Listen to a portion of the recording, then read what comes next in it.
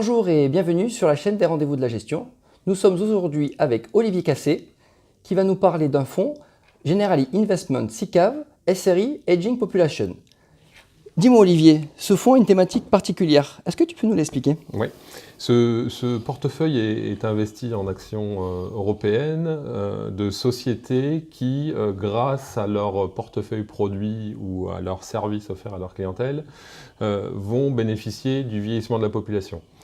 C'est une thématique sur une tendance structurellement porteuse, liée au vieillissement de la population, apporte une certaine visibilité à nos investissements. Et ce qui est apprécié, c'est que justement cette thématique-là a cette visibilité parce qu'on sait que la population des plus de 60, des plus de 65 ans, donc la population des seniors, va fortement croître sur les prochaines années, et notamment sur les 5 à 10 prochaines années, parce que, on le voit à l'échelle mondiale, on a une augmentation de l'espérance de vie, et puis on est dans un phénomène qu'on appelle du baby boom, qui est juste la conséquence du baby boom après la Seconde Guerre mondiale, où on a eu une explosion du taux de natalité, et donc ces bébés qui sont nés pendant cette période-là, après la Seconde Guerre mondiale, viennent nourrir aujourd'hui la croissance de la population des seniors. Donc on voit bien que les entreprises, et là pour le coup on est investi sur des sociétés européennes, qui ont un bon produit, un bon service visant cette clientèle senior, sont des entreprises qui ont de fortes chances d'afficher de la croissance sur les prochaines années. D'accord.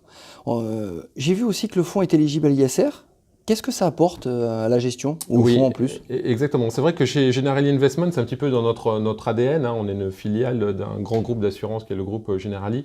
Donc pour nous, historiquement, même dans la gestion pour compte propre, on a fait de l'investissement responsable, ce qui fait tout son sens, parce que quand on est un assureur, on assure certains risques. Si c'est pour aller investir, en effet, sur des marchés en prenant des risques ou en investissant dans des sociétés qui ne sont pas responsables, pour le coup, ce serait une mauvaise idée.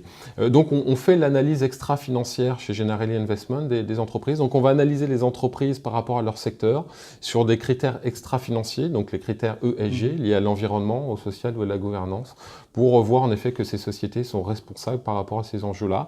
Et on ne va sélectionner dans le portefeuille que les entreprises qui ont un score qui est un score interne à Generali Investment, qui est supérieur à la moyenne du groupe. Donc, ce qui nous fait dire qu'on investit dans des sociétés qui sont responsables. Et là où c'est important, notamment par rapport à la thématique du vieillissement de la population, c'est que, comme je disais à l'instant, on investit dans des sociétés qui vont offrir un produit ou un service à une clientèle senior. On sait très bien que parfois cette clientèle-là est un petit peu vulnérable. Donc le fait d'investir de façon responsable, en tout cas dans des entreprises responsables, est à mon avis un vrai atout.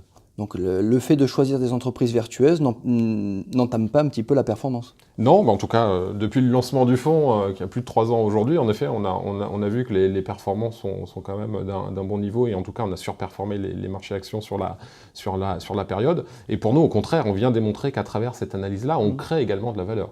Et je pense qu'à l'avenir, les sociétés les moins responsables seront pénalisées, ou en tout cas moins bien valorisées par les marchés actions. Donc le fait d'avoir cette approche-là est, je pense, plutôt créateur de valeur en termes de performance. Oui, c'est tout à fait dans l'air du temps, effectivement. Est-ce que tu veux rajouter quelque chose au niveau de la gestion du fonds? Alors dans la gestion du fonds, la façon dont on construit le portefeuille, c'est important. On a 3 grands piliers d'investissement sur ce fonds-là qui correspondent plus ou moins au cycle de vie de l'individu. C'est-à-dire que avant la retraite, donc ça commence à partir de 50 ans, généralement les individus sont dans une phase d'accumulation d'épargne.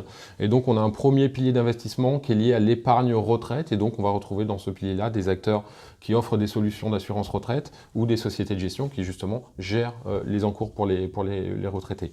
Ça c'est le premier pilier. Le deuxième pilier, il est lié en effet où quand les personnes arrivent à la retraite, ont la chance aujourd'hui d'être en bonne santé, d'avoir un vrai pouvoir d'achat, et donc c'est toute la partie de la consommation. Donc on a comme deuxième pilier sur ce fonds-là la consommation, et le troisième et dernier pilier, pareil quand on suit le cycle de vie de l'individu, il est lié à la santé. On sait très bien qu'on rentre dans une période un peu plus délicate où les dépenses de santé augmentent fortement, et donc on a un troisième pilier sur ce fonds-là, donc qui est construit sur 3 piliers, l'épargne retraite, la consommation et la santé.